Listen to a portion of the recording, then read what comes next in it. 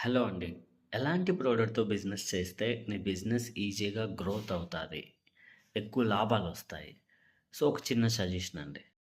So, నార్మల్‌గా మీరు రెగ్యులర్‌గా మార్కెట్‌లో అన్ని బ్రాండ్స్‌లో అందరి దగ్గర దొరికే ప్రోడక్ట్ తీసుకుంటే, అవి నీ దగ్గర తీసుకోవటం కష్టం.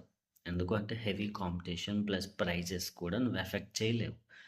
కానీ ఎవరి దగ్గర దొరకని ప్రోడక్ట్, రేర్‌గా దొరికే ప్రోడక్ట్.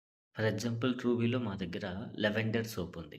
ఈ లెవెండర్ సోప్‌ని నువ్వు మార్కెట్‌లో ఎక్కడైనా షాప్స్‌లో తిరిగి చూడు.